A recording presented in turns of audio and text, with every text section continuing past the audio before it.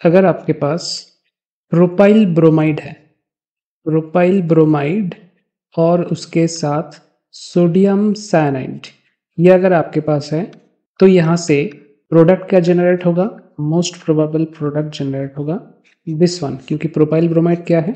CH3 CH2 CH2 Br। सो cyanide सीधा यहाँ पे अटैक करेगा इस कार्बन पे, और ये जो कार्बन और ब्रोमीन के बीच में बॉन्ड है ये टूट जाएगा। This will be A concerted process, यानी कि वन स्टेप में खत्म होने वाला प्रोसेस, और this is SN2 mechanism. SN2 क्यों? क्योंकि this is a primary halide, 1 degree halide है, तो यहाँ पे SN1 होने का कोई चांसेस ही नहीं है, क्योंकि कार्बोकैटायन फॉर्म नहीं होगा, स्टेबल नहीं होगा। So this will be your product, और साथ में जनरेट होगा सोडियम ब्रोमाइड। क्वेश्चन क्या है? क्वेश्चन है कि ये रिएक्शन फास्टर कौन से मीडियम में होगा? एक मीडियम है DMF डाइमिथाइल फॉर्मामाइड, दूसरा मीडियम है इथानॉल C2H5OH। डाइमिथाइल फॉर्मामाइड मतलब सल्फर, दोनों तरफ 2 मिथाइल ग्रुप और यहाँ पे double bond O, this is dimethyl formamide, और ये है इथानॉल। दोनों में डिफरेंस क्या है? मेन डिफरेंस इज DMF जो है that is aprotic, aprotic polar solvent, और ये है प्रोटिक सॉल्वेंट। मतलब मिथानॉल हाइड्रोजन प्लस यानी कि एक प्रोटॉन जनरेट कर सकता है मीडियम में, लेकिन DMF कोई भी प्रोटॉन जनरेट नहीं कर सकता, that is why this is aprotic. अब एप्रोटिक और प्रोटिक होने से डिफरेंस क्या होगा?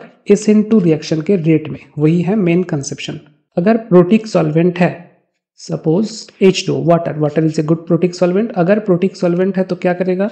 जो साइनाइड एनायन है उसके बाहर उसको सराउंड करके वाटर मॉलिक्यूल्स का एक लेयर जनरेट होगा, एक सॉल्वेटेड लेयर जनरेट होगा लाइक दिस। और ये जनरेट होने का रीजन क्या है? Because the charge density of Cn-, और ये जो सॉल्वेटेड लेयर जनरेट हुआ, ये entity, this entity is so big that it can not attack. यहाँ पे अटैक करना चाहिए प्रोपाइल ब्रोमाइड में, इस जगह पे, इस कार्बन पे अटैक करना चाहिए, तब जाके ये बॉन्ड ब्रेक होगा।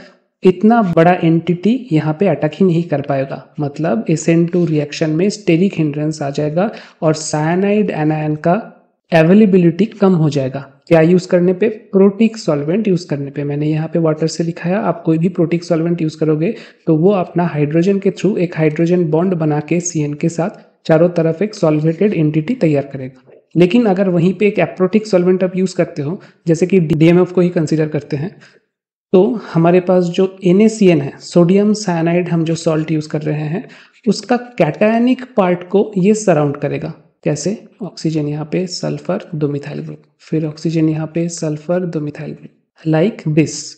और यहाँ पे ऑक्सीजन का जो डेल्टा माइनस चार्ज है या फिर लोन पेयर है, उसके साथ सोडियम का एक इलेक्ट्रोस्टैटिक इंटरेक्शन के वजह से ये लेयर बहुत ही स्टेबल होगा। तो सोडियम प्लस अगर स्टेबल हो जाए तो Cn- क्या हो गया? फ्री हो गया। Cn- ज्यादा से ज्यादा फ्री फॉर्म में मीडियम में रहेगा।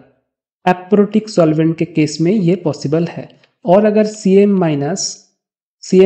फ्री फॉर्म में सॉल्वेंट में है तो वो बहुत ही आसानी से प्रोपाइल ब्रोमाइड को अटैक कर पाएगा and SN2 reaction will be successful. So that is why इसका आंसर क्या होगा कि ये रिएक्शन कहाँ पे करना चाहिए? आइडियल मीडियम क्या होना चाहिए? एप्रोटिक होना चाहिए। आपको अगर चॉइस दिया जाए 3-4 सॉल्वेंट MCQ में, एक DMF है और मान लीजिए बाकी 3 है आपका प्रोटिक सॉल्वेंट, तो आंसर आपका DMF होगा जो कि एप्रोटिक सॉल्वेंट है।